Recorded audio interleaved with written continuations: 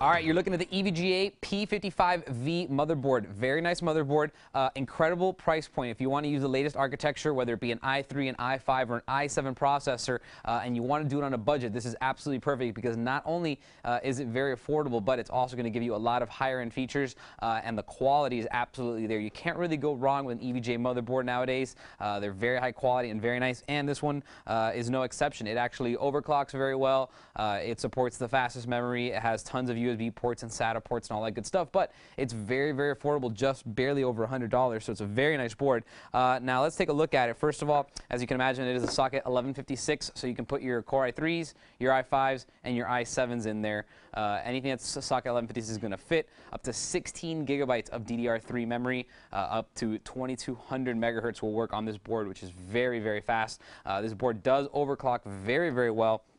Also, if you look down here, you do have two PCI Express X16 slots. Now, the way those work on this board is that they're going to be X8, X8 locked no matter what. So basically, they're perfect for running an SLI setup. They are PCI Express 2.0, so even though they're not running at full bandwidth, you still get the same amount of performance. The effective bandwidth is the same because it's PCI Express 2.0. So that's very nice. On top of that, you get an additional two PCI Express X1 slots. So again, you can add a sound card, maybe a TV tuner, and then SLI. But if you're going to be running dual slot cards, those are going to be blocked off. Now, as far as hard drives go, you do have 6 SATA ports. It's actually 5 SATA ports and then an eSATA on the back. So basically, you have 3 right here. And you have an additional 2 facing to the side this way, and these are for the big graphics cards. If you have a really big graphics card sitting right here, you're not going to be able to plug in the SATA ports, so those face that way. So basically, if you had a really big, like a GTX 295, you would be using about 2 of them, and the other 3 would be kind of harder to access. There also is a 6th SATA port, but it's an eSATA port, so that's on the back panel of the motherboard.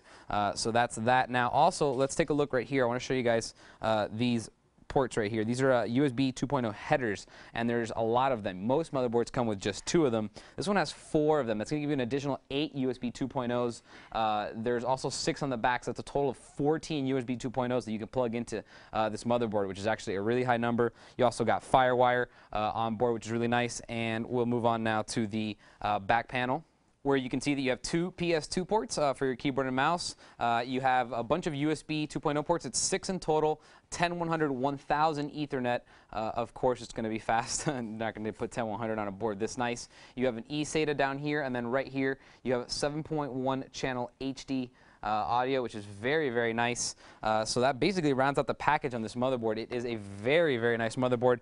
Keep in mind that it does come with the E-LEET Tuning Utility from EVGA. If you haven't used it, it's an incredible from the OS overclocking utility. Basically lets you bump up the base clock, change voltages all on the fly, and I love, love, love overclocking from inside the OS. You know, recently, maybe a year ago, it wasn't the best thing to do. It didn't work very well. You could only adjust the base clock, and it wouldn't save your settings to the BIOS. But you know what? To get that that initial base clock started, there is nothing better. You save so much time rather than bumping up the base clock in the BIOS, resetting the computer, getting into the OS, turning on Prime 95, testing to see if it's stable, and then making changes, doing it all over again. You just do it right there. You leave Prime 95 running, you bring up the E-LEET Tuning overclocking utility, and basically you bump up the base clock, test it.